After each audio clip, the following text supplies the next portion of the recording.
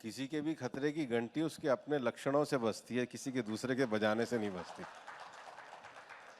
और देखो, हिंदुस्तान में वाइल्ड लाइफ को बचाने के लिए हम लोग पूरे तरीके से प्रतिबद्ध हैं।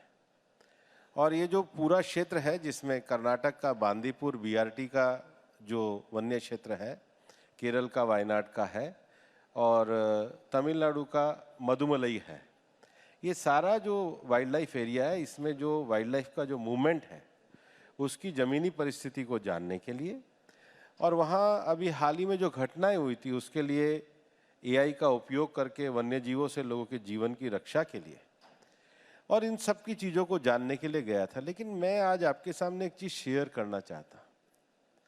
मैं एक परिवार में गया जहाँ ये दुर्घटना हुई। वो बच्ची कोई 10-11 साल की होगी। मेरे से पहले कांग्रेस के लोग गए या कर्नाटक के लोग गए। उस बच्ची ने एक बड़ी भावुक बात करी। उसने कहा, देखो, ना मैं यहाँ कर्नाटक सरकार की बात कर रही हूँ, ना मैं केरल सरकार की बात कर रही हूँ।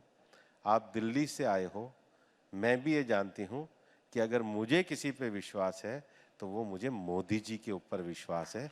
ये स्थिति आज देश की है। राहुल गांधी के संसदीय क्षेत्र में एक बच्ची ने आपसे कहा। हाँ, और ये मेरे को बड़ा भावुक करने वाला मेरे लिए विषय था। और उसके मतलब ईसाई परिवार की वो बच्ची थी, परिवार भी वहाँ पे उपस्थित था। लेकिन लोगों को लगता है कि प्रधानमंत्री नरेंद्र मोदी हैं तो उनका देश, उनका भविष्य, भारत की आकांक्षा सुरक्षित है। ये दक्षिण में चलने वाली आवाज़ है और इसलिए 400 पार का लक्ष्य बहुत बड़ा लक्ष्य नहीं है, इसको हम इस चुनाव में प्राप्त करेंगे। आपने मुझे मेरे अगले सवाल का क्यों दे दिया। 400 पार अगर करना है तो दक्षिण का किला भेदना होगा, और कर्नाटक छोड़ के बीजेपी के लिए दक्षिण अभी भी एक टफ कॉर्नर है। दक्षिण में इस बार क्या स्ट्रैटेजी है आपकी?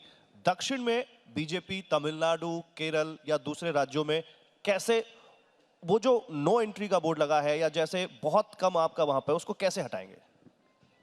ये बात हमारे को नॉर्थ ईस्ट के लिए भी कहा करते थे। आज त्रिपुरा में भी बीजेपी की सरकार है, आज मणिपुर में भी बीजेपी की सरकार है, आज अरुणाचल में भी बीजेपी की सरकार है, आज मेघालय में भी हमारे पार्टनर की सरकार है, आज नागालैंड में भी हमारे पार्टनर की सरकार है, आज सिक्किम में भी हमारी सरकार है, आज आसाम में भी हमारी सरकार है। तो ये तो नॉर्थ ईस्ट के लिए भी कहा करते थे। बीजेपी सबका साथ, सबका विकास, सबका प्रयास, तो उत्तर से लेके दक्षिण तक, पूर्व से लेके पश्चिम तक सभी जगह जाने वाली है और सभी जगह जाकर के हम 400 पार के लक्ष्य को प्राप्त करने वाले हैं। क्या बात है, बड़ा अच्छा लग रहा है आपको कॉन्फिडेंस देख के। लेकिन एक कॉन्फिडेंस आपके विरोधियों में भी है, इंडिया गठबंधन। और इंडिया गठबंधन पहले तो लग रहा था कि ट्रैक से उतर रहा है, लेकिन अब वो ट्रैक पर आना शुरू हो चुका है। धीरे धीरे उनकी सीटें भी बढ़ रही हैं, धीरे धीरे सीट शेयरिंग भी हो रही है। खतरा मानते हैं और मानते हैं कि इंडिया गठबंधन आप लोगों के लिए इस चुनाव में कोई बड़ी चुनौती देगा? कौन से ट्रैक पे चल रहा है?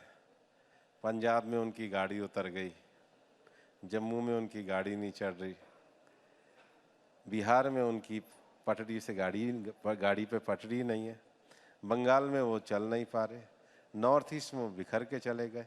कहाँ पे चल रहे हैं? आपको ही दिख रहा होगा। आप, मुझे लग रहा है कुछ आप ज़्यादा, उनसे ज़्यादा आशान्वित आप मुझे ज़्यादा लग रहे हैं। वो खुद ही अपने विश्वास में नहीं है, आप इतनी क्यों आशा रख रहे हैं? नहीं, मैं आशान्वित नहीं हूं, मैं तो फैक्ट बता रहा हूं, क्योंकि सीट शेयरिंग हो गई। आज दिल्ली में आम आदमी पार्टी ने बाकायदा टिकट भी अनाउंस कर दिया। बिहार में सीट शेयरिंग हो गई। नहीं, बिहार में तो नीतीश कुमार आपके पास आ गए। बंगाल में सीट शेयरिंग हो गई। बंगाल में लोग कह रहे हैं बातचीत चल रही है शायद। पंजाब में सीट शेयरिंग हो गई। जम्मू कश्मीर में सीट शेयरिंग हो गई। कहाँ सीट शेयरिंग हो गई?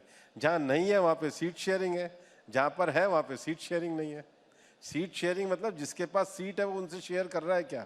जिसके पास नहीं है वो सब शेयर कर रहे हैं, पर जिनके पास है वो तो उनसे कोई शेयर नहीं कर रहा है। आप कह रहे हैं उनकी गाड़ी ट्रैक पर नहीं है, और वो मालूम है क्या कह रहे हैं भूपेंद्र जी? मालूम ही होगा, आपने तो देखा ही होगा।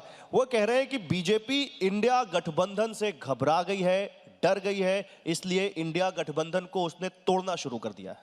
हम क्यों तोड़ेंगे? आप एक बात देखिए, हम 2047 के विकसित भारत की बात कर रहे हैं। वहाँ से क्या आ रहा है? हम 2047 में दुनिया की तीसरी सबसे बड़ी अर्थव्यवस्था बनाने की बात कर रहे हैं। वहाँ से क्या आ रहा है? हम वुमेन डेवलपमेंट की बात कर रहे हैं, वुमेन लेड डेवलपमेंट भारत की। वहाँ से क्या आ रहा है? हम सब जगह पर पूरे भारत में इंफ्रास्ट्रक्चर को बढ़ाने की बात कर रहे हैं। वहाँ पे क्या आ रहा है? हम देश में नई जातियाँ, मतलब गरीब, अन्नदाता, युवा और नारी शक्ति, इसके विकास की बात कर रहे हैं। हम एक पूरे पॉजिटिव एजेंडे को लेकर पूरे देश में चल रहे हैं और देश का जो माहौल, मैंने आपको अभी केरल के बच्ची का उदाहरण दिया है, देश का माहौल इस समय पॉजिटिव एजेंडे पर जाकर के विकसित भारत बनाने का है, भारत को बांटने का नहीं है। देखिए, जब मैं ये बात कर रहा हूं तो अभी आरजेडी के और कांग्रेस के 3 विधायक बिहार में बीजेपी में शामिल हुए। तो ये आप तोड़ते नहीं है, तो ये कौन सा मैग्नेट है जो आपकी तरफ लोग खींचे चले आते हैं? देखिए, मैंने बिहार में लंबे समय तक देखा है, लोग आरजेडी से भयभीत ही रहते हैं।